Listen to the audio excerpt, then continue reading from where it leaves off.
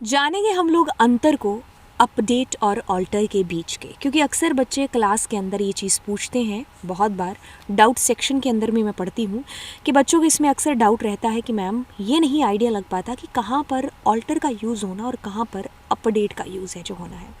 तो इस वीडियो में मैंने यही चीज़ ध्यान में रखते हुए इसी के ऊपर जो खोजबीन है वो इस वीडियो के अंदर की है।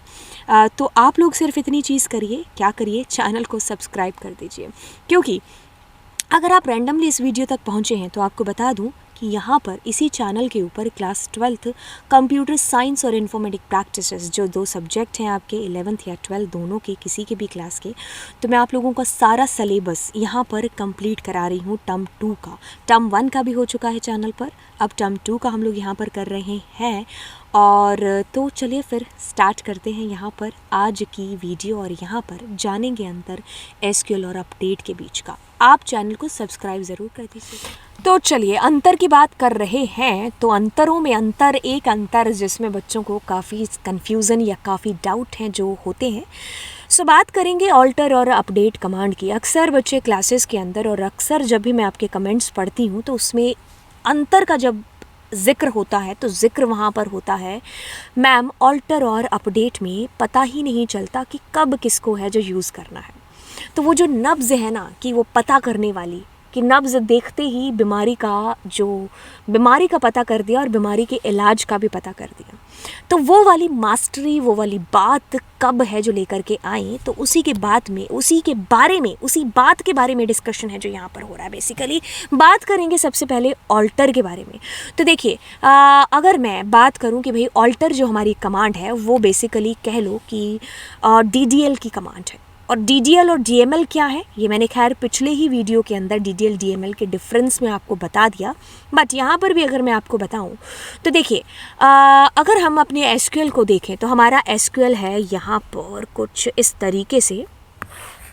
हमारे SQL के अंदर एक तरफ यहाँ पर है हमारा DDL, इसका सेनापति है, 2 सेनापति इसके पास में, वैसे और भी हैं बट आपके सिलेबस के अकॉर्डिंग हम चल रहे हैं।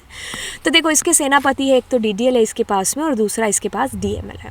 अब इसने दोनों सेनापति, उनको अलग अलग काम है जो दे रखे हैं। अब एक ही काम दोनों को थोड़ी ना देंगे, अलग अलग देंगे।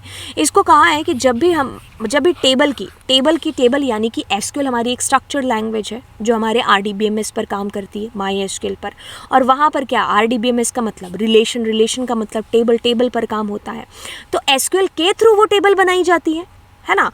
तो अब SQL ने ये टेबल बनाने का जिम्मा है जो, और टेबल के बारे में आगे जितनी भी प्रॉब्लम्स आएंगी, प्रॉब्लम्स का मतलब है कि कभी किसी को प्राइमरी की बना दिया, किसी को हटा दिया, कोई नया कॉलम जोड़ दिया, कोई पुराना कॉलम हटा दिया, किसी को नल कंस्ट्रेंट बनाना था उसको हटा दिया, कुछ भी टेबल क्रिएशन से रिलेटेड चीज़ें आएंगी तो SQL ने कहा तू संभालेगा।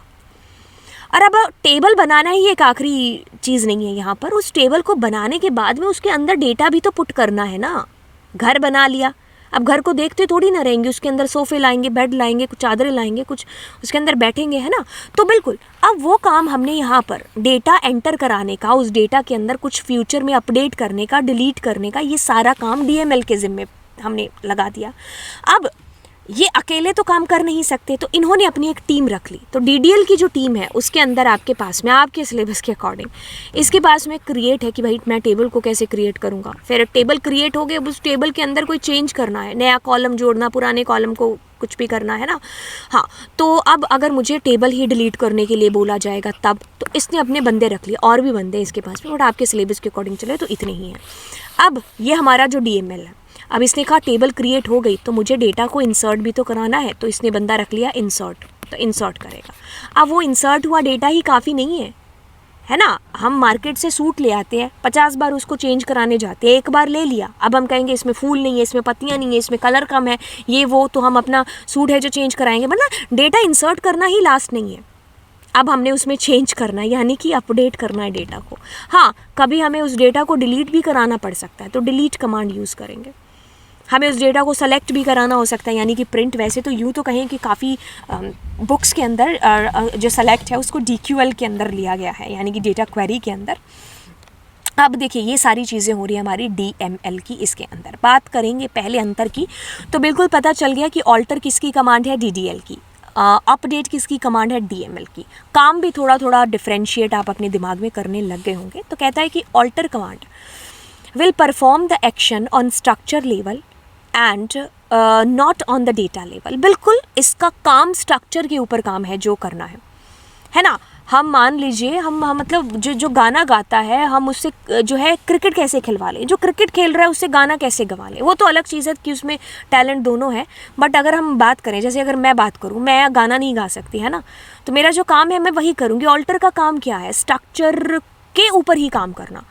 अपडेट का काम क्या है, अपडेट की बात करें तो वो जो डेटा है उसके अंदर का, टेबल के अंदर का, उसके अंदर का रिकॉर्ड है, उसके ऊपर काम करेगा, उसको अपडेट करेगा ये। Alter command is use to add, delete, modify. अगर हमें करना है हमारी टेबल के अंदर, हमारे रिलेशन यानी कि टेबल के अंदर कुछ एट्रीब्यूट्स हमें नए जोड़ने हैं। मान लीजिए आपने क्रिएट कमांड का यूज़ करते हुए यहाँ पर जो है 1 और 2 और 3, मान लो 3 आपने कॉलम बनाए। फ्यूचर में आपको 4 कॉलम की ज़रूरत पड़ गई या 5 कॉलम की ज़रूरत पड़ गई, तो हम ऑल्टर के अंदर ऐड का यूज़ करते हुए करेंगे। ठीक है, हाँ। डिलीट यानी कि यहाँ पर ड्रॉप की ही बेसिकली बात हो रही है। किसी भी अगर कॉलम को डिलीट करना है तो हम ड्रॉप करेंगे। उस कॉलम के अंदर कुछ फर्दर मॉडिफिकेशन करने हैं, जैसे कि उसका डेटा टाइप वगैरह चेंज करना है, उसके अंदर मुझे कंस्ट्रेंट डिफ़ॉल्ट रखना है। तो ये वाले सारे काम, प्राइमरी की मुझे किसी को जोड़ना है, प्राइमरी की किसी को हटाना है, वो जो क्रिएट हुई टेबल है, once it is created, after that अगर मेरे को उसमें कोई चेंज करने की ज़रूरत पड़ रही है तो वो सारी चीज़ें भी ऑल्टर के थ्रू ही होंगी। ठीक है, अब बात करें अपडेट की, तो अपडेट क्या करेगा, रिकॉर्ड्स को जो है अपडेट करेगा। जैसे कि आपने आधार कार्ड बनवाया, पहली बार आप आधार कार्ड बनवाने गए, आपके पास आधार कार्ड का कोई नंबर नहीं है, पहली बार आप जाते हो तो आपको आपका एक आधार कार्ड नंबर है जो आपको दिया जाता है और आपकी फ़ोटो खींची जाती है। 2 साल बाद आपका फ़ोन नंबर चेंज हो जाता है, या 2 साल बाद आपकी सिटी चेंज हो जाती है, या आपका सरनेम चेंज हो जाता है ना। अगर हम बात करें, भाई गर्ल है, उसकी लड़की है, शादी होगी, उसका सरनेम चेंज हो गया, तो अब वो क्या अपना आधार कार्ड दोबारा बनवाएगी, या कोई भी है पर्सन, वो दोबारा थोड़ी बनवाएगा जिसकी सिटी चेंज हो गई। तो अब हम दोबारा जाते हैं, हम कहते हैं कि हमारी जो सिटी है वो चेंज हो गई, या मेरा सरनेम है जो चेंज हो गया। तो अब उसी आधार कार्ड नंबर को आपको एक बार दे दिया गया, अब आपके पुराने रिकॉर्ड में क्या किया जाएगा बच्चा, अपडेट किया जाएगा। सो यानी कि अपडेट आपका रिकॉर्ड यहाँ पर। ठीक है, जैसे कि अगर मेरा खाता है बैंक का, मैंने खाता एक बार खुलवा लिया, वहाँ पर मैंने अपना फ़ोन नंबर दिया कि मेरा फ़ोन नंबर 1 2 3 4 5 है। अब मेरा फ़ोन नंबर चेंज हो गया, मैं दोबारा जाऊंगी, मैं अपना खाता थोड़ी ना दोबारा खुलवाऊंगी, मैं उनको कहूँगी कि मेरा फ़ोन नंबर है जो चेंज हो चुका है, अब वो मेरा फ़ोन नंबर 1 2 3 4 5 से कुछ और जो भी है वो रखेंगे। तो दैट मीन्स हमारी पुरानी एंट्री ही अपडेट है जो यहाँ पर हो रही है बेसिकली।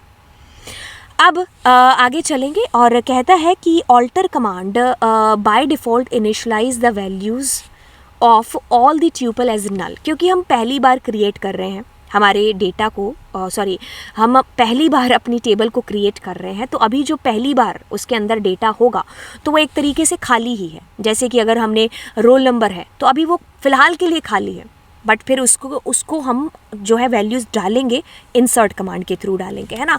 तो इंसर्ट कमांड क्या करेगी, जो पहले से स्पेसिफाई वैल्यूज़ हैं उन्हीं के अंदर चेंज करेगी। पहले से कौन स्पेसिफाई करेगा, इंसर्ट कमांड करेगी। This command make changes with the table structure, जो हम अभी तक पढ़ते हुए आ रहे हैं कि ये टेबल की खांचे और उसकी स्ट्रक्चर को चेंज करेगी।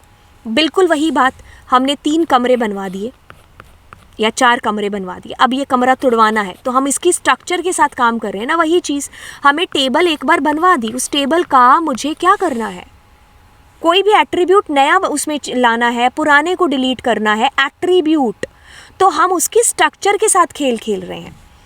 क्रिएट कर ली टेबल, उस क्रिएट हुई टेबल के अंदर आप कोई चेंज कर रहे हो, आपका रिकॉर्ड से कोई लेना देना नहीं है। यहाँ पर रिकॉर्ड से जब भी लेना देना होगा, इनसाइड द टेबल के अंदर के डेटा से जब भी लेना देना होगा, तब हम अपडेट को कॉल करेंगे ना।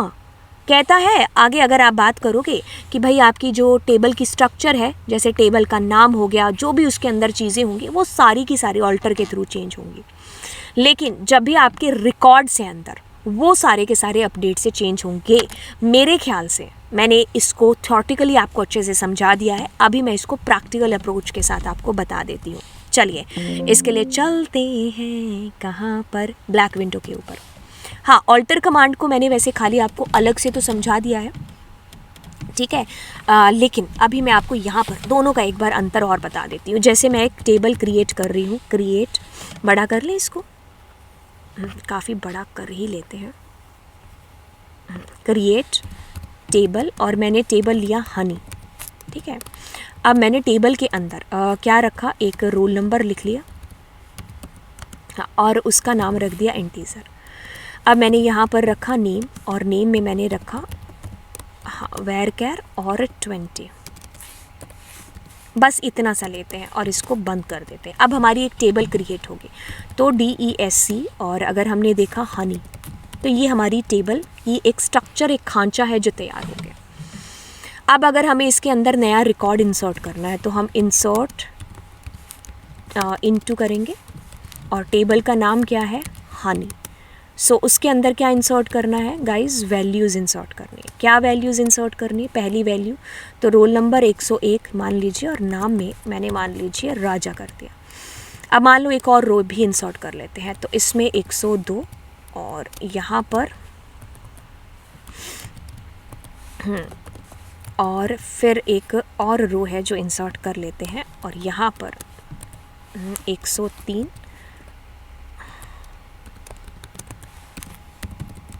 ठीक है। तो ये हमने डेटा यहाँ पर इंसर्ट कर दिया। तो अगर मैं देखूँगी सेलेक्ट स्टार फ्रॉम, टेबल का नाम क्या था, हनी, तो 3 रिकॉर्ड हमारे एंटर हो गए। अब देखिए मैंने रो जो है, मतलब मेरी टेबल एक बार क्रिएट हो चुकी है, सारा डेटा भी एंटर हो चुका है। अब मुझे याद आता है कि मुझे नया कॉलम जोड़ना था, तो अब मैं क्या करूँगी, अपडेट थोड़ी ना करूँगी, ऑल्टर करूँगी। सो ऑल्टर टेबल, टेबल का नाम क्या है, हनी, ठीक है।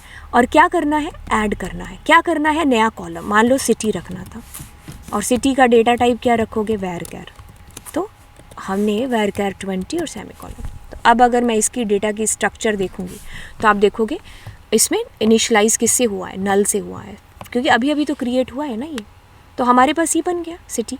अब अगर मान लो मुझे सिटी को डिलीट करना होता तो आई विल बी यूजिंग यही सेम, क्या इस टाइम पर वैरकैर नहीं लगाएंगे और ऐड की जगह पर ड्रॉप लिख देंगे, तो हमारा ये ड्रॉप हो गया। तो देखो ड्रॉप हो गया।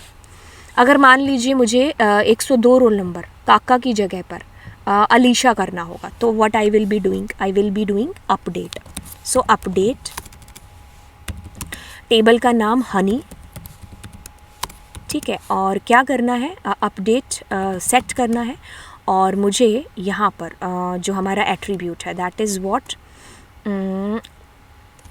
नेम के अंदर क्या लाना चाहती हूँ, मैंने क्या बोला, अलीशा, ठीक है। इतना करते ही सब अलीशा हो जाएंगे, बट मैं कह रही हूँ कि वेयर क्लॉज के अंदर जहाँ पर भी रोल नंबर क्या है, बेसिकली 102 है, ठीक है। तो अब अगर मैं इसको करूँगी तो देखो ये अलीशा आ गया। तो यानी कि अंदर का रिकॉर्ड आपने अपडेट के थ्रू अपडेट किया है, और ऑल्टर के थ्रू क्या किया था, नया कॉलम जोड़ा, पुराने कॉलम को डिलीट किया। अगर आपने प्राइमरी की भी लगानी है, जोड़नी है, तो भी आप उसी के थ्रू करोगे। प्राइमरी की को डिलीट करना है, यूनिक की को लगाना है, कोई कंस्ट्रेंट आपने सेट करना है, तो वो सारी चीज़ें हमारी, इवन अगर आपने टेबल का नाम भी चेंज करना है, क्योंकि वो भी तो क्रिएट कमांड के थ्रू ही नामकरण किया था ना, तो वो सारी चीज़ें जो क्रिएट कमांड के थ्रू हुई हैं उनमें कोई चेंज चाहते हो तो that will be done with the help of alter, क्योंकि क्रिएट ऑल्टर ये सारी DDL की और DDL स्ट्रक्चर को संभालता है, और DML हमारा उसके अंदर के डेटा को संभालता है। तो ये डेटा के ऊपर काम कर रही है हमारी कौन सी, अपडेट कमांड, ठीक है। तो आई होप आपको समझ में आ गया होगा।